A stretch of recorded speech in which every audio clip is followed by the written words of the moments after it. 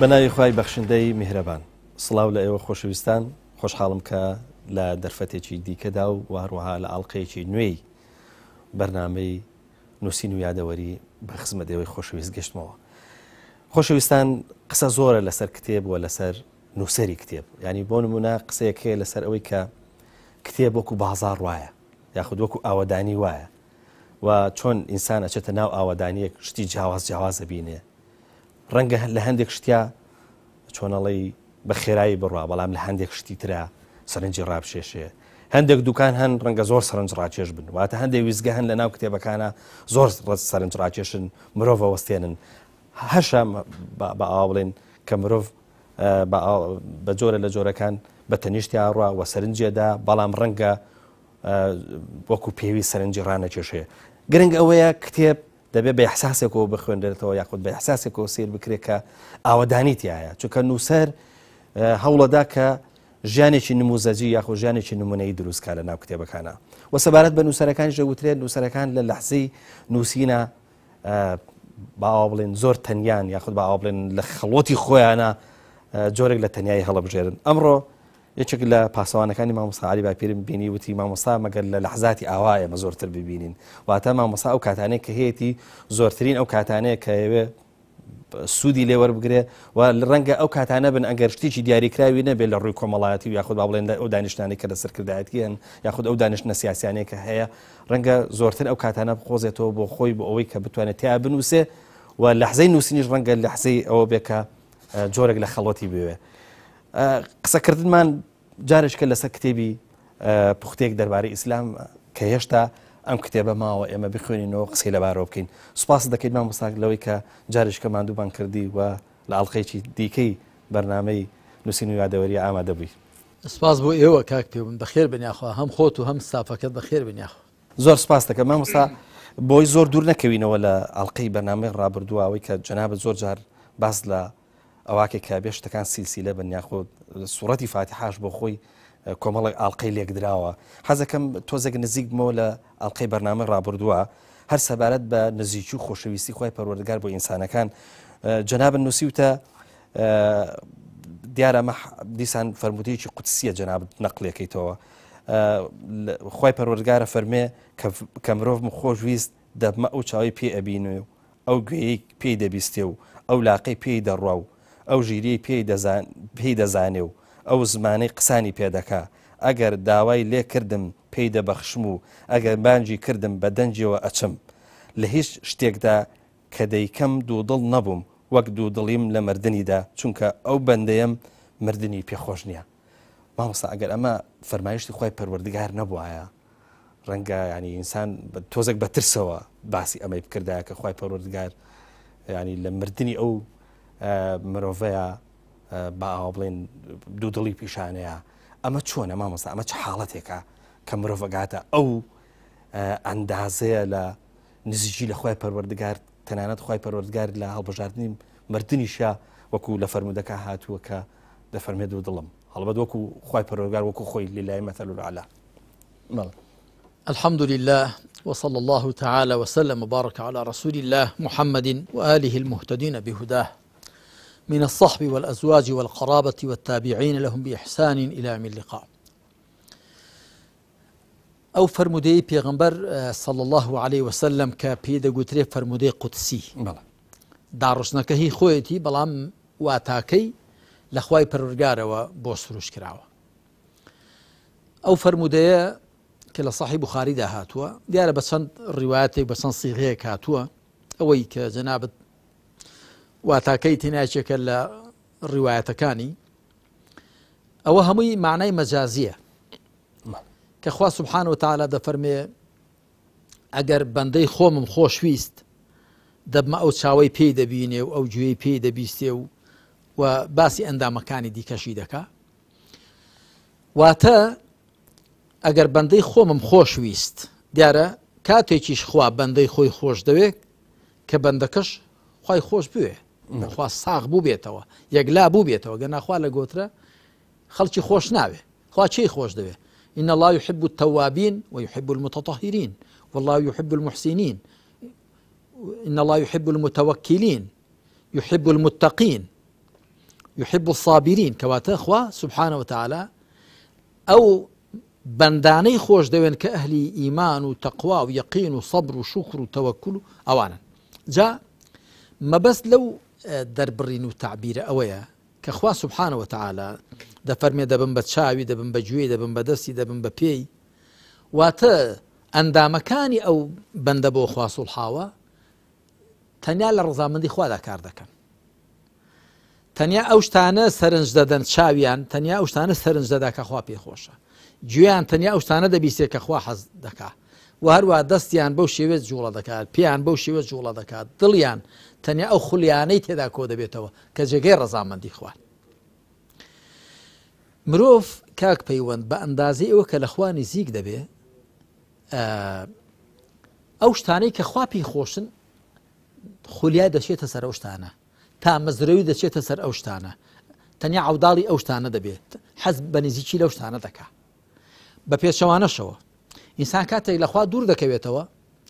لە هەموو ئەو شتانە دوور دەکەوێتەوە کە خوا پێی خۆشن و لە هەموو شتانە نزیک دەکەوێت خوا پێی ناخۆشن وەکو خوا دەفەرمێ إنا جعلنا الشياطين أولياء للذين لا يؤمنون إما الشيطان كان ما كردوا بدوستي أواني كبروانا أحيانا جاء أوانت شان ليدي وزين لهم الشيطان أعمالهم الشيطان كردوا وكان إخواني أنا بوجوان دكا بلا ميسان إيمان دار أو كردواني لا جوانا كخوا لا يجوانا وكو دفرمي حبب إليكم الإيمان وزينه في قلوبكم وكره إليكم الكفر والفسوق والعصيان فضلا من الله ونعمة والله عليم حكيم خوا إيمان لدڵدا خۆشەویست کردون لە دڵیدا ڕازاندونەوە بەڵام کوفر و سەرپێچی و لادانی لەلا بغزێنراو کردوون ئەوە بەرهەمی ئیمانە جا لێرەدا فەرمایشتە تعبیر دەکا لەوە کە ئەو مرۆڤە فەرمانبەر دەبێ بۆ خوا ملکەش دەبێ بۆ خوا ئەمما ئەوەی بڕگەی کۆتایی کە دەفەرمێ وما ترددت في شيء أنا فاعله لە هیچ شتێکدا دڵدڵ نەبووم کە ئەنجامی دەدەم تەنیا لەوەدا دوو دڵم کە خوا وا دەفەرمێ لە گیان کێشانی بەندەکەم من دەمەوێ بێتە لای من ئەویش ڕقی لە مردن هەڵدەستێ خوای پروردگار بڵێ لە نێوانی ئەو دووشتەدا لەلایەکەوە پێی خۆشە بەندەکەی بچێ بۆ خزمەتی ڕوحەکەی لەلایەکێ پێشی ناخۆشە شتێکی بەسەر بێنێ کە ئەو حەزی پێ ناکات کە مردنە لێرەدا ئەمە مەبەست پێ ماناڕواڵەتەکەی نییە یعنی دوو شت هەن یەکێکیان هاندەرە بۆ خوا ئەوی دیکەش وەکو بڵێ پەرچە و مانیعە لە ڕێیدا لێرەدا خۆی پروردگار دەوێت ئێمە حاڵی کات بێگومان ئەو فەرمایشتە وا گوتراوە تاکو ئێمە لێی تێبگەین کە خوا سوبحانەوە وتعالە پێی خۆشە بەندەکەی لێی نزیک بێ بەڵام پێشی ناخۆشە شتێک بەسەر بەندەکەی بێنە کە حەزی پێ ناکات زۆر باش مامۆستا سەبارەت بە بەهەشت جەنابەت لە کتێبەکە چەند ئاەتێکت بە نمونە هێناوەتەوە کە من هەر مانا کوردەکانی دەخوێنمەوە بۆی کاتێکی زۆر نەگرێ نووسیوتە بەهەشتیەکان لەسەر چەند کورسی و قەنەفەیەکی بەزەر چندراو دانیشتون مێر منداڵ و وەک غوڵام بۆ گۆزەی و پێکی شەرابەوە بەسەریانەوە دەگەڕێن هەر چەشنە میوەیەک ئیشتیهای دەکەن هەر جۆرە گۆشتێکی پەلەوەران بخوازن ئافرەتی چاوگەورە و قەشەنجیشان بۆ هەیە ئەمانە پاداشتی ئیماندارانن مامۆستا بەڵام کە سیر دەکەی جۆرێک لە جۆرەکان بە دنیا پیشاندانی بەهەشتا حکمت لە ئەوە یاخود بە ئەوڵێن خۆی پەروەردگار ئەم وێنەیە بۆچی بەم شێوەیە لەیەکا کە بەهەشتیش وەکو دنیا پیشاندا بە دنیای کردنی بەهەشت لێرە بەمانای چی مامۆستا نا ئەوە مرۆڤ لە جەستە و ڕوح پێکاتوە بەڵ وەکو چۆن ڕوحی مرۆڤ کۆمەڵێک داخوازی هەن کۆمەڵێک ئاواتی هەن کە پێیان بگا بە کۆمەڵە شت ئیشباع دەبێ و تێر دەبێ ئەو خشنی بۆ دێ و ئارام دەبێ جەستەش داخوازی خۆی هەن جا ئێمە لە دنیاشدا هەروایە لە دنیاشدا ئەوە تا ئێمە جەستەکەمان پێویستی بە ئاو هەیە پێویستی بە میوە هەیە پێویستی بە خواردن و خۆراک هەیە پێویستی بە بەرگ و پۆشاک هەیە ئەوانە هەمووی داواکاری و داخوازیەکانی جەستەمان هەم پێداویستەکانی جەستەمانن بەڵام ئایا مرۆڤ بۆوانە بەتەنێ ئیشباع دەبێ و تێر دەبێ ڕوحەکەشمان داخوازی خۆی هەیە ڕوحیش حەز بە زانیاری دەکا حەز بە جوانی دەکا حەز بە دادگەری دەکا حەز بە بەها بەرزەکان دەکا ڕوحیش حەز بە فڕین بەرە و مەلەکوتی عەلا دەکا حەز بە نزیکی لە خوا دەکا سوبحانەوە وتعالە هەندێک لە ئەهلی عرفان و تەسەووف قسەیەکی زۆر جوانیان هەیە دەڵێن لو علم الملوك وأبناء الملوك ما نحن فيه لجالدونا عليه بالسيوف ئەگەر پاشاکان و پاشازادەکان زانی بەیان ئێمە لە چ وەزعێکی خۆشی ڕوحی داین شەڕەشم شێریان لەگەڵ دەکردن لیان دەستاندێنە و حاڵەتە ڕوحیە کاکە پەیوەند خۆ ئەو لەزەتەی کە ئینسان لە ڕووی ڕوحیەوە دەکا قەت لە ڕووی جەستەیەوە نایکا بۆی خوا سوبحانەوە تەعالا لە مەقامێکدا کە باسی پێداویستیەکانی جەستەیە بە شێوەیەک باسی دەکا کە زۆر لە هی دنیا تۆختر و بەهێزتر ئەو ئاەتانە ئاەتەکانی سەرەتای سوورەتی ئەلواقیعان کە من بڵێ مانام کردوون کاتێکیش کە باسی شەوقە ڕوحیەکان دەکا لەوێشدا بە شێوەیەک باسییان دەکا کە لە دنیادا وێنەیان نیە بۆیە نەخوای پروردگار لە سوورەتی تەوبە لە ئاەتی ژمارە 72 دا دەفەرمێ وەریضوان من الله ئەکبەر ذلك هو الفوز العظيم دوای ئەوەی باسی بەهەشتەکان دەکات دوای دەفەرمێ وەریضوان من الله ئەکبەر ڕەزامەندیەک لە خواوە گەورەترە لە هەموو نیعمەتەکانی بەهەشت ئەوە بۆ ئەوە لەزەتی ڕوحیە لە ڕاستیدا جەوهەری ئینسان حەقیقەتی ئینسان لە ڕوحەکەیدا شێردراوەتەوە هەر بۆیەش ئەو شتانەی کە ڕوح پیان ئیشباع و تێر دەبێ زۆر گیان لەوەی کە جەستە پیان تێر دەبێ و بەختەوەری ڕوح زۆر بەرزترە لە بەختەوەری جەستە وەکو گوتم بە دابینکردنی و پێداویستیانی کە لە خاک پەیدا دەبن جەستە لە دنیادا تەبان بەوە ئیشباع دەبێ و تێر دەبێ بەڵام ڕوحەکەی بەچی بەو ڕاستیانی کە لە خواوە دێن بۆ چونکە هەر لە ئەسڵدا ڕوحەکە لە خواوە هاتووە دروستکراوێکی تایبەتی خوایە بەڵام جەستەکە لە خاک چنراوە بۆیە هەر پێداویستەکانیشی لە خاک پەیدا دەبن بەڵام ئەدی جەستەیە کە خوا لە قیامەتدا بۆمان دروست دەکا و ڕوحێک کە لەوێ پێمان دەداتەوە بە تەکید جەستەی ژیانی بەهەشت جیا لە جەستەی دنیا ئەو یەک ئاەت لە سوورەتی ئەلواقیعەدا هەیە کە من لە کتێبەکانی خۆم ئاماژەم پێدا پێمان بەست لەوێدا ئەو ئاماژەیە کراوە کە خوا دەفەرمێ وەنونشیئەکم فیما لا تعلمون بە جۆرێک دروستان دەکەینەوە کە نازانن ئەو جەستەی کە ئێستا هەمانە بەرگەی 60 ساڵ 80 ساڵ دەگرێ ئەدی جەستەیە کە بەرگەی ژیانێکی هەمیشەیی بگرێت دیارە مادەکەی جیایە بۆیە خوا دەفەرمێت بە جۆرێک دروستان دەکەینەوە لە بەهەشت کە ئێستا نازانن چۆنە مادەکەی جیا و کەرەسەکەی جیا و شوێنێتەکەی بە جۆرێکی دیکەیە یان لە فەرمایشتی پێغەمبەردا هەیە عەلەیهی سەڵات و سەلام دەفەرمێ ئەهلی بەهەشت پاشەرۆکیان نییە میزیان نییە چڵمیان نییە بەڵغەمیان نییە و دەفەرمێ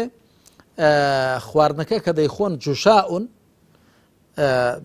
قرپێکیان دێتەوە کە بۆنی میسکی لێ دێ و ئارەقەکەشیان بۆنی میسکە کەواتە کۆ ئەندامەکانیش دەگۆڕێن پاشەرۆک و میز و چڵم و بەڵغەم و شت نامێنێت چوە بەهەشت هیچ شتێکی نەگونجاوی تێدا نیە کەواتە ئێمە نابێ یەکسەر ژیانی بەهەشت قیاسکەینە سەر ئێرە حسابێکێ لە قەدەر و 6 ساڵەی کە خوا ئێمە لێردا تاقی دەکاتەوە بەڵام بەهەشت هەم جەستەمان و هەم ڕوحمان و هەم نیعمەتەکان بە ڕوحی و بە جەستەیەوە لە قەدەر ژیانێکی بێکۆتای هەمیشەیی مامۆستا سەبارەت بە بێبڕواکان جەنابشت لە کتێبەکە چەند ئاەتێک لە سوورەتی ئەنەبە هێناوەتەوە سەبارەت بەوەی کە بێبڕواکان لەبەرەوەی کە بە فەرمایشتی خوای پەروەردگار ناکەن و بە پەیامەکانی خوای پەروەردگار و قورئانە پیرۆزەکەی ناکەن لە ڕۆژی قیامەتە با ئابڵێن لە جەزای ئەوە سزا ئەدرێن بەڵام ئەگەر ڕەنگە پرسیارێک لێرە دروست بوێ بڵێن هیدایەتی زۆر بیستمانە کە هیدایەتی خوای پەروەردگار هیدایەتێکە کە خوای پەروەردگار بە هەموو کەسی عەتا ناکە بە هەموو کەسی نابەخشێ باشە لە نێوانی ئەوەی کە بێبڕوا هیدایەتی وەرنەگرتووە کە لە قیامەتیشا عەزابەکەی دەچێشێت یعنی قسەکە لەسەرەوەی پرسیارەکە ئەوەیە لە قیامەت لە دنیاە هیدایەتی وەرنەگرتووە ئەم فەزڵی پێ نەبڕەوە بەڵام لە قیامەتە سزای لەسەر وەرەگرێتەوە ئەمە چۆنە مامۆستا کاک پێم زۆر کەس لەوەدا بە هەڵەدا چوە تەنانەت هەندێک لە بانخوازەکان و هەندێک لە مامۆستایانیش لە وتاربێژەکانیش بەڵێ لە تێگەیشتن لە معنای هیدایەت و هیدایەتدانی خوا بۆ مرۆڤەکان بە هەڵەدا چووە هیدایەتی خوا بۆ مرۆڤ دوو بەشە دوو جۆرە یا دوو پلەیە بەشێکیان یا پلەیەکیان گشتیە کە خوا بە پلە گشتیەکەی هیدایەت بە جۆرە گشتیەکەی هیدایەت خوا هیدایەتی هەموو کەسی داوە خوای پروردگار بە قورئان دەفەرمێ هودەن للعالەمین ذیکر للعالەمین قورئان ڕێنمایی خوایە بۆ جیهانیان بیرخەرەوەی خوایە بۆ جیهانیان ئەوە واتای گشتی هیدایەت بەوا تا گشتێکی خوا هیدایەتی هەموو خەڵکی داوە بەڵگەمان چییە خوا دەفەرمێ وأما ثمود فهديناهم فاستحبوا العمى على الهدى قال ثمود هدايات ما دابون واتا گشتێکی واتە ڕێمان بۆ ڕۆشن کردبوونەوە بەڵام کوێریان هەڵبژار بەسەر ڕۆشناییدا بەسەر ڕێنماییدا ئەوە مانای گشتی هیدایەتە مانای تایبەتی هیدایەت بریتێ لە خستنە سەر ڕێی ڕاست مانای گشتی هیدایەت بریتێ لە ڕێ پێشاندان دەزانی وەکو چی وایە وەکو وایە تۆ کەسێک لێت دەپرسێ ئەرێ فڵان شارە لەکوێیە یا لە شارێک دارێ فڵان گەڕەکە لەکوێیە ئەتۆش دەڵێ لێوە بڕۆ لێوە بڕۆ ئاوا بەو ڕێدا بڕۆ دەچی ئەوە ڕێنمایی پێ دەڵێن مانایەکی تایبەتی دیکەی ڕێنمایی یاخود ئەوەیە کە تۆ دەستی بگری و بیخێ سەر بیبێ ئەو شوێنە جا ئەو بە معنای دووهەمی هیدایەت مانای تایبەتیەکەی خوا دەیدا بەچێ دەیدا بەوانەی کە هیدایەت بە معنا گشتەکەی قبوڵ دەکەن وأما الذين اهتدوا زادهم هدى وآتاهم تقواهم ئەوانەی هیدایەتیان وەرگرتووە تە مانا گشتەکەی هیدایەتیان وەرگرتووە خوا هیدایەتی تایبەتیان پێدەدا کە بریتێ لە چی بیان خاتە سەر ڕاستەڕێ جا ئەوە بە معنای دووەمی هیدایەت خوا هیدایەتی نەداون وردە بۆچی خوا هیدایەتی نەداون چون هیدایەتی خوان قبوڵ نەکردووە بۆیە خوا دەستی نەگرتون بیان خاتە سەر ڕاستەڕێ بەڵ ئەگەر ناخوای پەروەردگار هیدایەتی هەموو خەڵکی داوە بە واتا گشتیەکەی کە ڕێ بۆ هەمان ڕۆشن کردوتەوە بەڵام جا هێندێکیان کە ڕێەکەی خوا کە بۆ ڕوونکردن و قبوڵی ناکەن لێرەدا خوای پەروەردگار بە شایستەی ئەویان نازانێت دەستیان بگرێ و لەو هیدایەتە بۆیان زیاد کا و تەقوایان پێ ببەخشێ مامۆستا سەبارەت بە حەقی مرۆڤ لەسەر مرۆڤ شتێکی زۆر جوان و سەرنجڕاکێش هەیە لە کتێبەکەیە فەرمودەیەکی پێغەمبەر صلی الله علیه و سلم نەقلەکەی لەوەی کە پرسیاری لە سەحابەکان کرد ئایا ئەزانن مایە پوچ مفلیس چێیە ئەوانش بەو تەسەورەی کە هەیەە ئەڵەن ئەوەیە کە ماڵ و دارایی نیە بەڵام پێغەمبەری خوا بوان ڕوونەکاتەوە خەمایە پوچ ئەو کەسەیە کە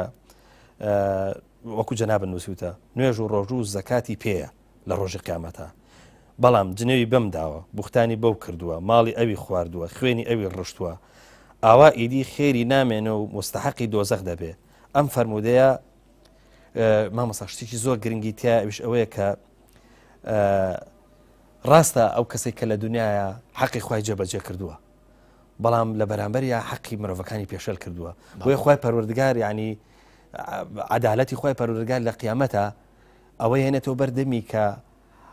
ئەوانەیە کە جێبەجێژی کردوون وەکو حەقی خوای پەروەردگار چونکە حەقی ئینسانەکانی پێشەل کردووە سەیرەکەی لەولاوە ئەوەی چاکەشی کە کردوەتی چاکەکانیشی دەڕوە مستحقی دۆزەخیشە بێ ئەمە چۆن لێگە دەرێتەوە مامۆستا ئەمە والێک دەدرێتەوە کە لە ڕاستیدا حەقی خوا جێبەجێکردنەکەشی تەواو نەبووە بەڵێ ئەگەر بە چاکی حەقی خوا جێبەجێکی حەقی خوا ناچار و وادار دەکە حەقی بەندەکانی خوا جێبەجێکی بەڵگەمان چییە بەڵگەمانی خوا دەفەرمێ بسم الله الرحمن الرحيم أرأيت الذي يكذب بالدين فذلك الذي يدع اليتيم ولا يحض على طعام المسكين فويل للمصلين الذين هم عن صلاتهم ساهون الذين هم يراءون ويمنعون الماعون دەفەرمێ بەنای خوای بەزەی بەخشندە دەزانی چیە بڕوای بە دین نییە دین بمعنى سزا و پاداش ياخذ دين بمعنى برنامه فذلك الذي يدع اليتيم ولا يحض على طعام المسكين او كسب الرواي بآين نيه يا بالرواي بسزا و پاداش نيه ك پال بهتيه ودنه و هاني خلچي نادا بو خواردن بدري بهجار بندار جادوای د فرمي سزای سخت بو نوشکرانی لنوجکان بیاگان اقل نوجکان بیاگان بند بو نوجکان رحم بزي برامبر بهتي وفقير دلتا پیدا کربانه بو د فرمي سزای سخت بويان كل نوجکان بیاگان الذين هم يراءون ويمنعون الماعون اوان الريابازي دكن ويارمتي لخلق دغرنوا كاك بيوند هر كسيك حقي خوا بچاچي جيبجيكا او حقي خوا جيبجيكرنا اگر نوجه روجوي زكاه حج هرچي وايل دكا حقي بندكاني خوا جيبجيكا هر كسيك دبيني لبيوندي لقل بندكاني خوا دا باش نبو بزانك لا پەیوەندی لەگەڵ خۆش داشتەکەی ساغ نییە بۆی عەبدولقادر گەیلانی ڕەحمەتی خوای لێ بەخسەیەکی جوانی هەیە دەڵێ ئیسلام لە دوو شتدا خولاسە دەبێتەوە صدق مع الحق خلق مع الخلق ڕاستی لەگەڵ حەقدا لەگەڵ خوادا و چاچی و ڕەوشتی جوان لەگەڵ خەڵکدا هەروەها خوا سبحانه وتعالى لە قورئاندا زۆر جار باسی تەقوا و ئیحسان دەکا. إن الله مع الذين اتقوا والذين هم محسنون. بێگومان خوا لەگەڵ ئەوەندە کە پارێز دەکەن و لەگەڵ ئەوانەی کە چاکەکارن. لەگەڵ خوادا ئەهلی تەقوان لەگەڵ خەڵکدا چاکەکارن. وەکو من ئەو تعبیرە بەکاردێنم خواپەرستی و خەڵک دۆستی. دەبێ هەم خواپەرست بی هەم خەڵک دۆست بی و لە ڕاستیدا ئەگەر بەڕاستی خواپەرست بی خەڵک دۆستیش دەبی. بۆیە هەر کەسێک حەقی خەڵکی جێبەجێ نەکرد دیارە حەقی خواشی جێبەجێ نەکردووە با بەڕواڵەتیش وا دیار بێکە نوێشکەرە و چی و چییە. لە سوورەتی حاقەدا خوای پروردگار دەفەرمێ دەربارەی سانی بێبڕوا دەفەرمێ إنه كان لا يؤمن بالله العظيم ولا يحض على طعام المسكين. بۆیە سزا دەدرێت چونکە ئیمانی بەخوای مەزن نەبوو و هاندەری خەڵکیش نەبوو کە یارمەتی و هاوکاری هەژارم نەدار بدرێ. یعنی خوای پەروەردگار ئیمان نەهێنان بەخوا لەگەڵ یارمەتیدانی نەدانی هەژاری خستونە دوو تای تەرازویەکەوە پێک هێڵسەنگاندوو. مامۆستا هەروەکو لەتیفەیەکیش بۆ پشودانێکی بینەرانیش لە کتێبەکە سەرگوزە شتێکی خۆشە جێڕیتەوە تەمان نەقلەکەی لە زمانی مستەفا لوتفیەوە ئەویش باو بڵێن دوو کەس لە چیرۆکەکە هاتوون کە بە یەک دەردەوە دەردەردارن هەردووچیان سکیان ێشێ یەکێکیان لە تێریاسکی دێشێ ئەو کەتریان لە برسیا لە برسان ناسکی دێشێ. ئەگەر چی هەر کەم لەم کەسە برسی و کەسە تێرە ڕەنگە نوێنەرایەتی بیردۆزەیەکی تایبەتیش بکە. بەڵام حەزم کرد لە زمانی خۆتەوە جارێککە و هەم چیرۆکەکە هەم مەبەستەکەش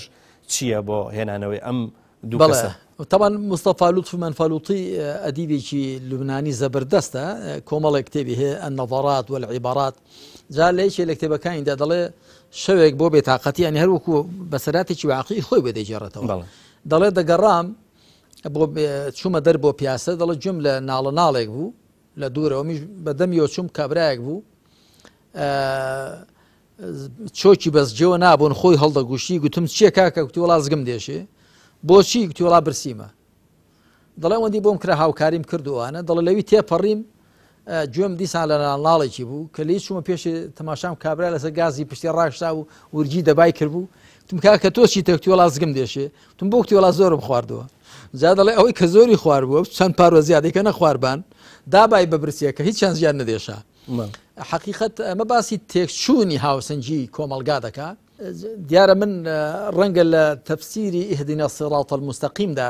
وا پێدەچێت لەوێدا ئەوم هێنابێ وەکو بێتەوە یادم کە بێگومان بەندایەتی بۆ خواکردن خوازیاری ئەوەیە کە تۆ بەڕێیکی ڕاستدا بەندایەتی بۆ خوا. من وێستم پرسیاری ئەو کە مامۆستا ببوورە سەبارەت مادەم کەشتینە ئێرە سەبارەت بە ئاەتی ئیاکە نەعبود و ئیاکە نەستەعین زۆر پێداگری ئەوە کە خواپەرستی تەنها عیبادەت نییە واتە وابزانێ بۆ عیبادەتانی کە دانراوە نوێژە ڕۆژووە حەجە زەکاتە ئیتر لە کۆڵ دەبێتەوە. زۆر جار لێرە ئیشارەت بە شتێک کردو ئەویش کە ئەوەیە کە زۆر جار ملکەچی بۆ کەسی زاڵم بۆ فەرمانڕەواییە کە بە جۆرە لە جۆرەکان زوڵمەکە ستەمکارە ئەمەش ئەچێتە ئەو چوارچەوەیە و کە تۆ بە جۆرە لە جۆرەکان عیبادەتی بکەیت. پەرستن يعني طبعا وشيء عبادة يعني ملكشي لقل اگر بو خواي پروردگار بي او پري خوش ويستن او پري بقورة قرتن لقل او پري ملبو كاس كردن لقل او پري پشت بيبستن اوانا دبن بعبادت جاء او حالتي او پري ملك بو كاس كردن بو هر كسيك بي بو هر لايك بي او لايت او كاسات كردو بمعبودي خوت ما بس لێوێ داوام هێناوە. ئەڵبەتە ئەوە دەگونجێ زۆر بەڵگەی لەسەر بێنینەوە. فرعون کاتێک کە موسا و هاڕون دەچن بۆ لای بۆی بەنی ئیسرائیلیان وێ بداوچی دەکەنیان سەوسێنێتەوە دەڵێ ئەنؤمین لبەشەڕەینی مثلنا وقومهما لنا عابدون. ئایا بڕوا بە دوو بەشەران بێنین کە گەلەکەیان بۆ ئێمە عابدن واتە ملکەتشن. دیارە خۆ بەنو ئیسرائیل نوێژ و ڕۆژیان بۆ فرعون نەکردووە نوێژیان بۆ نەکرد و ڕۆژیان بۆ نەگرتووە نییە. أي بوشي ذل لنا وقومهما لنا عابدون كمل كسبون كواتا أجر إنسان بو هر لا يكوامل كسبه جا أجر حكمراني شي استمكار به أجر شيخي شي ساخته به أجر هر كسيك به أو بري ملكشيد بو هر كسيك به أو جهته أو كسات كدوا بە معبود و پەرستراوی خۆت بەڵکو خوای پەروەردگار دەفەرمی ئەفەڕەئەیتە مەن اتەخەذە ئیلاهەه هەواه ئایا ئەو کەسە نابینی کە ئارەزووی خۆی کردو بە پەرستراوی خۆی ئارەزووی خۆشە ئەگەر هەرچی ئارەزووت خواستی بە قسەی بکەی وەکو شاعیرێک دەڵێ ومەن ئەباح النەفسە ما تەهواه فإنما إلهه هەواه هەر کەسێ نەفسی چی پێخۆش بوو بۆی ڕەوا بکە ئەوە ئارەزووی خۆی لێبۆتە پەرستراو. بەڵێ مامۆستا هەر سەبارەت بە عیبادەت جەنابەت نمونەیەکی زۆر جوانی بە ئاوا بڵین بەرچاوت هێناوەتەوە ئەوش ئەوەیە کە خواپەرستی وەکو پرژێ لێ کردووە وەکو چۆن پێیژە پلیکانەی هەیە پلەی یەکەم و دووەم و سێم لێرەدا 5 پلەت دیاری کردووە پلەی یەکەمیان ئەوەیە کە جەنابەت باست کردووەڵی ئینسان هەر یەکسەر باز ناداتە سەربانی بەڵکو بە پلەکانە چێتە سەرەوە چۆن نووسیوتە چۆن پێیژە بە پلە دەچێتە سەرێ و یەکسەر باز ناداتە سەربانی خوا پەرستیش بە هەمان شێوە پلەی یەکەم ناسینی خوا و سوپاسکردنیەتی بەڵام پلەی پێنجەمی ئەوەیە کە ئینسان لەگەڵ خوای خۆی داگاتە پلەی ئیحسان واتە مناجاتی دەکات ئەمە ئەگەر مامۆستا ئەم چۆنەڵی ئەم پلانە ئەگەر ئەندازەیەک بتەوێت قسەی لەسەر بکەی ڕوونی کەیتەوە ئەوە هەر بە پێی 5 ئاەتەکەی سوورەی فاتحە هێناون بسم الله الرحمن الرحيم أمجأ الحمد لله رب العالمين الرحمن الرحيم مالك يوم الدين إياك نعبد وإياك نستعين سرتا خوا ناسیە ئەمجا خوا بە پەروەردگار گرتنە بە پەروەردگار و سەرپەرشتیار و مشورخۆر و خاوەنی خۆت گرتنی خوا ئەمجا مەدح و ستایش و سەنای خواکردنە الرحمن الرحیم ئەمجا تەمجید و بە پایە بەرز گرتنی خوا و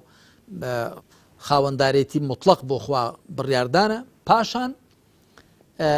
بۆ خوا ساخکردنەوەی یەکلاکردنەوەی کە هەر تۆ دەپەرستین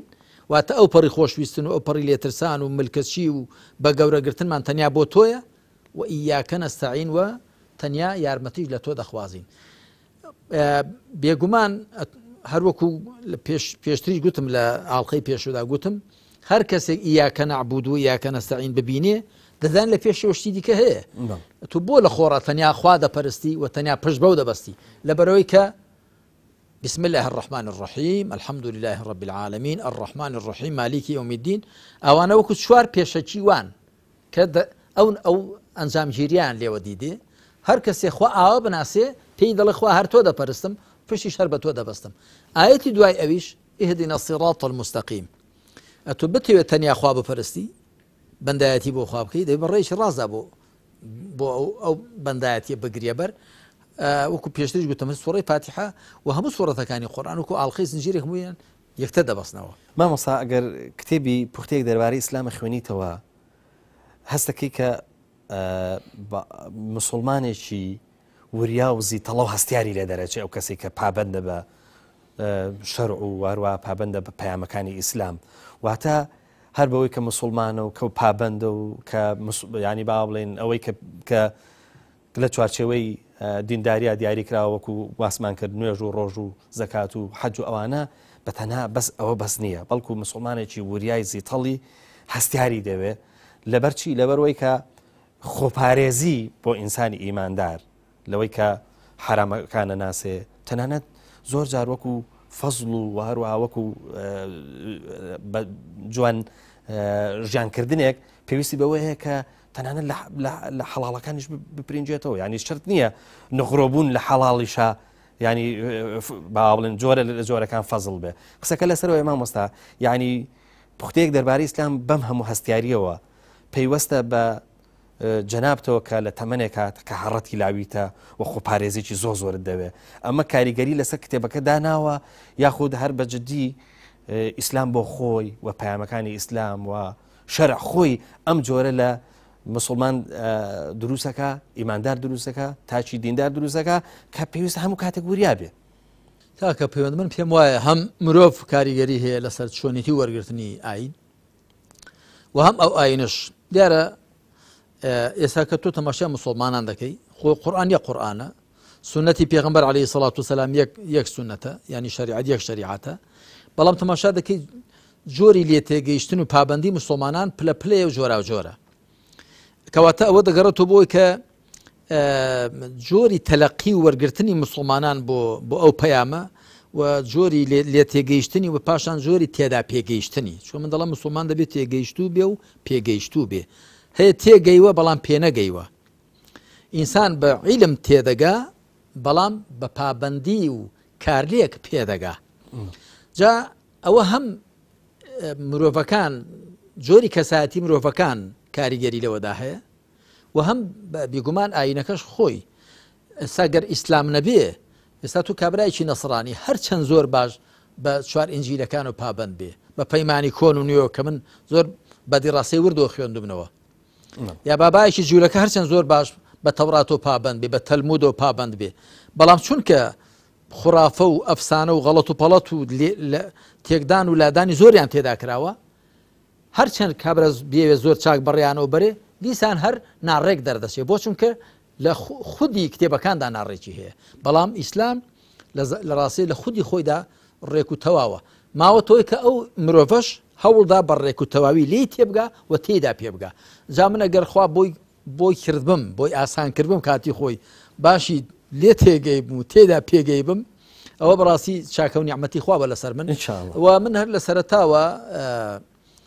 بەڕاستی من قەت سوپاسی خوای پەروەردگار و ستایشی خوا تەواو ناکەم کە من لە سەرەتاوە وەک بڵی خۆم تەسلیمی قورئان کردووە خۆم تەسلیمی سونەتی پێغەمبەر صلی الله علیه و سلم کەم و زۆر بەهرەم وەرگرتووە لە کتێب و سەرچاوە و زانایان و ئەزمموی خۆم لەگەڵ خەڵکی دیکەدا بەڵام خۆم تەسلیمی هیچ کتێبێک نەکردو بە مطلقی غیری قورئان و سنەتی پێغەمبەریش عەلەیهی سەڵات وسەلام ئەویش ئەوەی کە بەلامەوە ساغ بوو بێ کە پێغەمبەر فەرموویەتی و کردوویەتی یعنی بۆ وێنە من ئێستا شتێبەکانی خۆم کە دەبینمەوە کاتی خۆی تەفسیری فەخرەدین ڕازیم خوێندوێتەوە ئیحیا علومدینی ئەبوو حامدی غەزالیم خوێندوێتەوە هێندێک لە تەفسیرەکانم خوێندووە هێندێک لە کتێبەکان ئێستاش ئەوەی کە ماو من شتم لەسەر نووسی وتم ئەوەم بەدڵ نییە ئەوە ڕاست نییە ئەوە تێبینیم لەسەریە ڕەنگە نەشم پێکابێ بەڵام گرنگەوەیە بە چاوێکی ڕەخنە لێگرتنانەوە تەماشام کردووە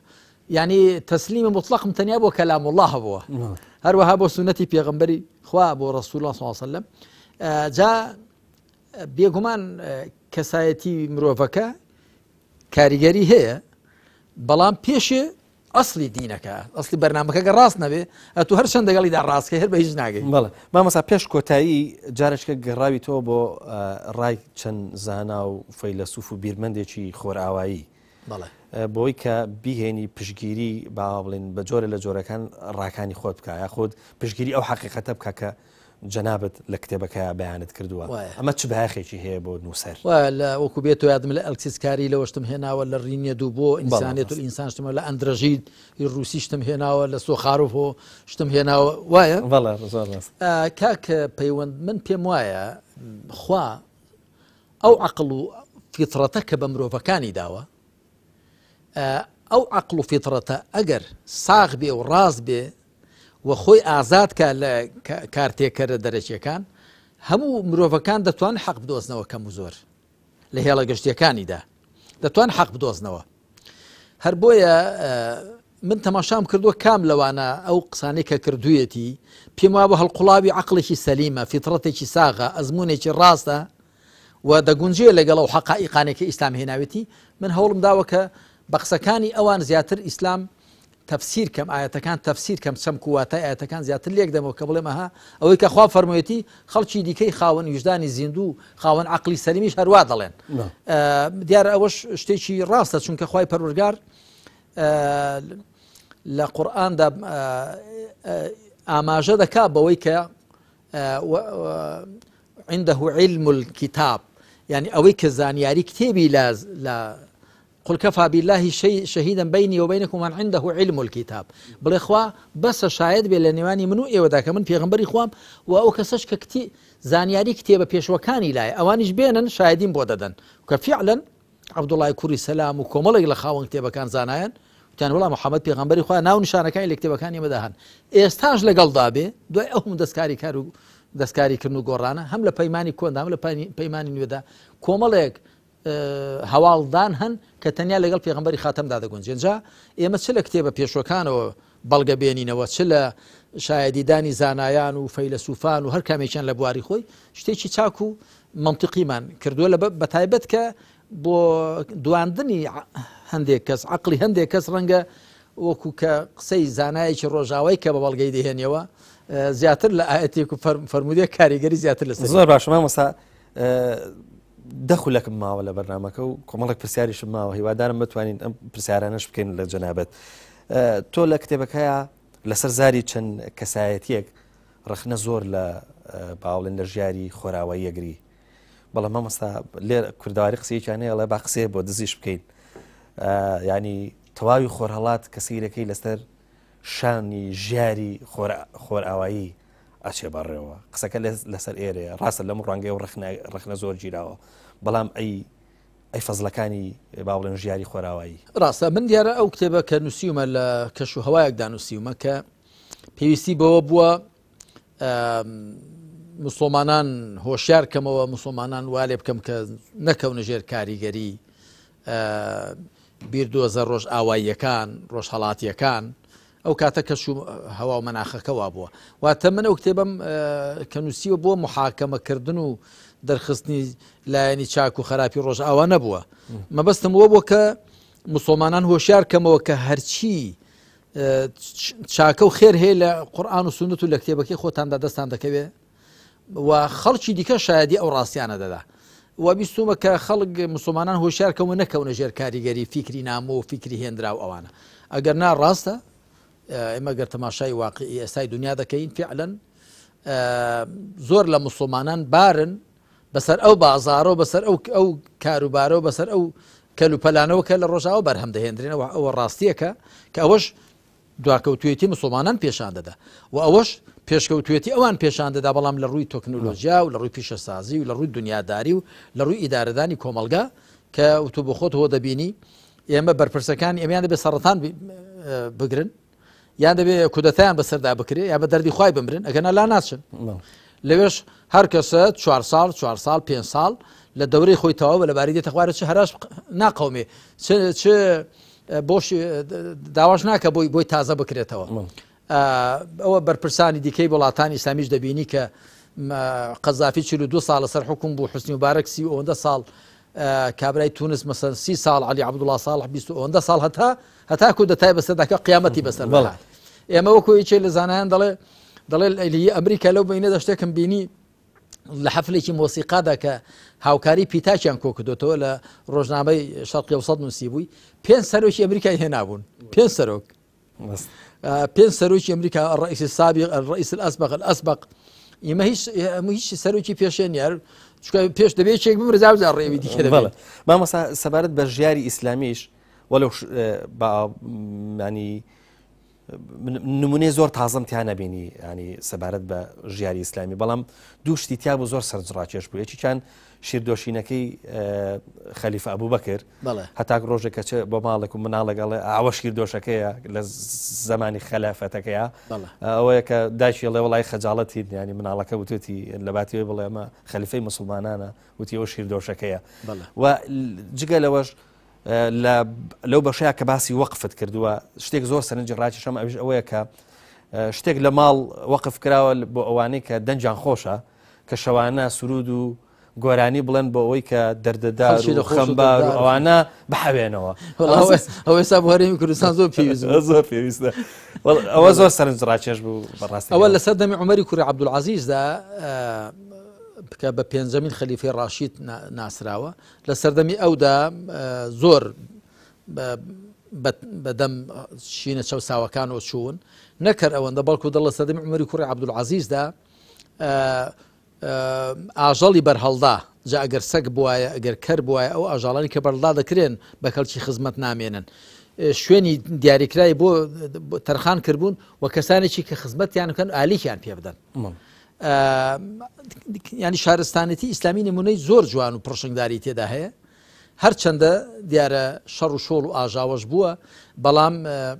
فعلا ئەگەر ئیسلام ئەو شارستانەتێکی ئیسلام دروستی دەکا شارستانەتێکی ئیسلام مرۆڤ دۆستە شارستانەتێکە کە حەزی بە ئاشتی دێ حەزی بە ئازادی دێ حەزی بە سەربەستی دێ حەزی بە ئاوەدانی و بەختەوەری دێ ڕقی لە کاولکاری و ڕقی لە زەخت و فشار و خەفەقانە بەڵام جا ئێستا مسلمانان بەداخەوە کە خراونە وەزعێکەوە یا هەڵەکانی خۆیان خستوونی وەزعێکەوە کە ئەوە دەبینی کە هەرچی شەڕ و شۆڵ و خوێن ڕێژی و ئاژا و ئاشوبە خراوەتە ئەم جیهانی ئیسلامی. بەڵێ مامۆستا ڕقەمێک گەیەنی لە کتێبەکە ویژەڵی چۆن 2 زائدن 2 ئەکاتە 4 واتە هیچ ژمارەیەکی تر قبوڵ ناکە خۆگەر بە زۆر ژمارەیەکی تردانەی هەڵە دەرەچێ. ئاواش بۆ هەر بەرنامەیەکی تر غێری ئیسلام بۆ مرۆڤ دابنێی هەڵە دەرەچێ. حەزم کرد تۆزێک لەسەر ئەم حەقیقەتەش قسە بکەی، حەقیقەتی ئەوەی کە چونکە ئێمە دەبینین ینی غێری ئیسلامیش بۆ بەرنامەی مرۆڤەکان، بەڵام جەنابەت ئەڵێ هەر وەختێک دانرا چۆن ژمارەکە هەڵە دەرەچێ بەرنامەکەش مەبەستم لە چییە؟ طبعا کە قسە لە بەرنامە دەکرێت قسە لە علمی اقتصاد و علمی سیاست و جغرافیا و طب و ئەوانە ناکرێ، ئەوانە زانستن، ئەوانە بەرهەمی لێکۆڵینەوەی مرۆڤ و بەکارهێنانی عەقڵی مرۆڤن. مسلمان و کافرتیاندا یەکسانن. بەرنامە واتە مرۆڤ چۆن بژیە لەم دنیادا، بوون ناسی چۆن بێ، پەیوەندی لەگەڵ خوا چۆن بێ، چۆن تەماشای دنیا بکات، چۆن تەماشای دواڕۆژ بکات، هێڵە گەشتەکانی حەڵاڵ و حەرام، هێڵە گەشتەکانی چاکە و خراپە، هێڵە گەشتەکانی حکم و سیاست قسە لەوە دەکرێت. ئەوە دەبێ خوا دایبنێ سوبحانە وتعالە. بۆ چونکە خوا هەموو شتێک لەبارەی مرۆڤەوە دەزانێت، هەموو شتێک لەبارەی گەردوونەوە دەزانێت، وخوا سبحانه وتعالى دنیا و دوڕۆژی بەدەستە. فلله الآخرة والأولى هەمووشتی بەدەستە. دەبێت کەسێک کە ئێستا و ڕۆژی دوایی بیندرا و نەبیندراو ڕوح و جەستە هەمووی دەزانێ، هەمووی ئاگالێ دەبێت ئەو کەسە بەرنامەدا بنێ. و تۆ گەر تەماشاش بکەی بەرنامە مرۆڤکردەکان یان چینی برژوا دایدەنێ بە زیانی پرۆلیتار، یا پرۆلیتار دایدەنێ بە زیانی برژوایە، یا دەسەڵاتدار دایدەنێ بە زیانی بێدەسەڵاتە، یان قەوم و نەژادێک دایدەنێ بە زیانی قەوم و نەژادەکەی دیکەیە. ئێستا تۆ ئەم دنیای ئێستا تەماشا بکە. مرۆڤ ئێستا لە ڕووی تەکنۆلۆژیاوە زۆر بەرەو پێشوە وانە، بەڵام ئێستا لە دنیادا 105 خەڵک خاوەنی 195 وارداتی هەموو دنیاە و 195 هەموو مرۆڤایەتی خاوەنی 105 وارداتی دنیاە. وەزعی زۆر بێمەعنا نییە. ئەمریکا زۆر پێشکەوتوو نییە. لە ئەمریکا دەڵێ ئێستا تقریبا ڕێژەکەی کەمتریش بۆتەوە 102 خەڵک خاوەنی 197 وارداتی وڵاتەکەیە، بەڵام 197 خەڵکە کە خاوەنی 102. ئەمە وەزعی زۆر ناسروشتیە، زۆر نائاساییە. ئەمجا خۆ دیموکراسی یعنی حکمی خەڵک، بەڵام حکمی خەڵکە بە جددی یا حکمی وەکوم لە کتێبی چەند مەسەلێکی باوی سەردەمدا باسم کردووە کە لێی وردبیەوە بچی نێو کرۆکی دیموکراسیەوە لە ڕاستیە بریتێ لە حکمی طبقەیەکی ئیعلام بەدەستی خاوەن کۆمپانیای پارەدار کە زەخت و فشاریان هەیە لەسەر ڕای خەڵک، زەخت و فشاریان هەیە لەسەر ڕای گشتی. جا ئەوەی کە من گوتومە ئەوەی کە لە ڕاستیدا تەنیا خوا خاوەنی مرۆڤ دەتوانێت بەرنام بۆ مرۆڤدانێت بەمەرجێک مرۆڤ وەکو مرۆڤ تەماشا بکرێت، نەک وەکو جەستە. ئەگەر وەکو جەستە بێ ئەوە عەلمانیەت و ئەوە لیبرالیزمەوە ئەوە ئەگەر تەنیا مرۆڤ جەستە بوایە، بەڵام مادام مرۆڤ جەستەیە ڕوحە و مادام ژیان هەر ژیانی دنیا نیە، دنیای و دوار ڕۆژە، ئەو کاتە دەبێت خوایەک زاتێک بەرنامەدا بنێ دنیا و دوار ڕۆژ دەزانێ ڕوح و جەستەی مرۆڤی لەبەرچاوە. مامۆستا کۆتا پرسیار کە ڕەنگە بێ بە کۆتا پرسیاری کتێبی پوختێک دەربارەی ئیسلام دەمەوێت کۆتایەکە یاخود قفڵەکەی لەسەر ئەمە بێ کە ئەوەی کە من تێگەشتم لەم کتێبێک کە بەوردی ئەمە دووەم جارە خوێنمەوە، ئەوەیە کە ئینسانی مسلمان ئەبێ وەکو جەنابەت ئیشارەتت پێکردو ئەبێ لە کۆتایە لە بینی دوو شتا بژی، ئەوەی کە پێگوترە خەوف و ڕەجا، ینی جەنابەت بە دوو باڵی ترس و هیوا هێناوتە، ترسی لە دۆزەخ، هیواشی بە بەهەشت. ئەمە چەندێک گرنگە، یاخدا بڵین خولاسی کتێبەکە چەندێک کەوتۆتە خزمەتی ئەمەوە. مرۆڤ ئەگەر ترسی نەبێت لە دۆزەخ و لە سزای خوا، کە دۆزەخ و سزای خوا لە چی پەیدا دەبن؟ دەرهاویشتەی کردەوە خراپەکان و ستەم و نالەباری و ناهەمواریەکانی خۆتن. مرۆڤ کاتێک نالەبار دەبێ، ستەمکار دەبێ، خراپەکار دەبێ، ئەو ستەمکاری و نالەباری و ناهەمواری و لادان و تاوانە چی بۆ پەلکێش دەکات؟ سزای خوا کە لە دۆزەخدا بەرجەستە دەبێ. جاگەر ئینسان ئەوە نەبینێ، ئەوە لەلایەک، لەلایەکی دیکە و ئەگەر ئومێد و تەماع و هیوای نەبێ بەهۆی کردەوە باشەکانیەوە کە چی بۆ پەلچێش دەکەن ڕەزامەندی خوا و بەهەشتی خوا ئەگەر ئەو هیوایی نەبێت و ئەو ترسەی نەبێ چاک ڕێ داناگرێت. بەڵێ بە دەگمەن هەڵدەکەون کەسانێک وەکو لە فەرمایشتێکی پێغەمبەردا تو عەلەیهی سەڵات وسەلام نیعمە العەبد سوهەیب لەو لەم یەخەف الله لەم یعصیه. سوهەیب عەبدێکی زۆر باشە، ئەگەر لە خواشە نەترسا بە سەرپێچی لێ نەدەکرد، هەر لەبەر خۆشەویستی خوا. یا وەکو ڕابیعەی عەدەوی دەڵێ من لەبەر لە ترسی دۆزەخ نەمپەرستووی، لە خۆشی بەهەشتیش نەمپەرستووی، بەڵکو لەبەرەوە کە بە خۆ شایستەی پەرستنی، وەکو خوش ئاماژە بۆ دەکا وەریضوان من الله ئەکبەر، ڕەزامەندی خوا لە بەهەشت و لە هەموو شتێک گەورەترە. بەڵام ئەوە لوتکەیەکی زۆر بەرزە، هەموو کەس نایگاتێ. زۆربەی خەڵک پێویستی بەوە هەیە هەم ترسی هەبێ